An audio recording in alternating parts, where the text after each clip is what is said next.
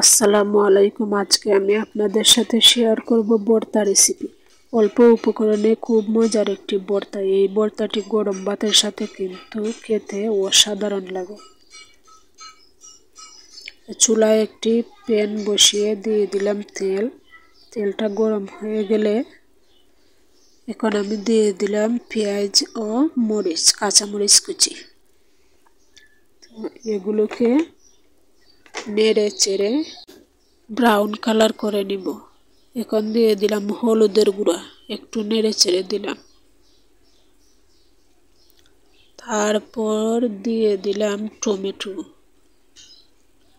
এখন দিয়ে দিলাম মাছ। এখানে আমি টাকি মাছ সিদ্ধ করে কাঁটাগুলো ভালো করে বেছে নিয়েছি। আপনারা যে কোনো মাছ দিয়ে তৈরি করতে পারবেন। এখন টমেটো ও মাছকে একসাথে নেড়েচেড়ে মিশিয়ে দিলাম। একটা ঢাকনা দিয়ে ঢেকে 5 মিনিট রান্না করব। 5 মিনিট রান্না করার পর দেখেন কতটা পানি বেরিয়েছে।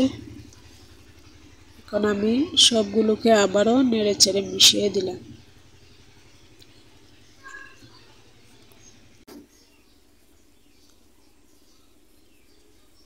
পানিটা কিন্তু ভালো করে শুকাতে হবে।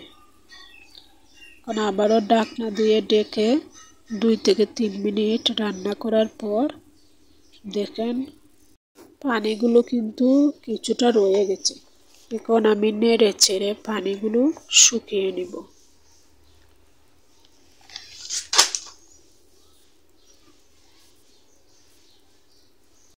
একবার হলেও এই ভর্তাটা বাসায় ট্রাই করে দেখবেন, কতটা মজার হয় এবং খেতে কিন্তু অসাধারণ লাগে। এখন দিয়ে দিলাম ধনিয়া পাতা।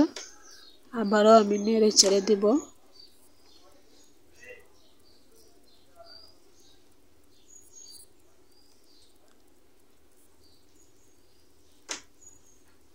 পানিটা শুকানোর আগ পর্যন্ত কিন্তু নাড়তে হবে, তা না হলে পুড়ে যেতে পারে।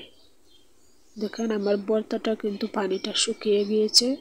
এখন আমি নামিয়ে নিব।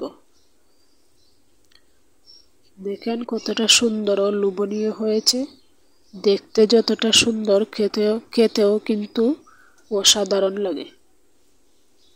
যদি আমার এই রেসিপিটা ভালো লাগে তবে আপনারা অবশ্যই লাইক কমেন্ট করতে ভুলবেন না। আল্লাহ হাফেজ।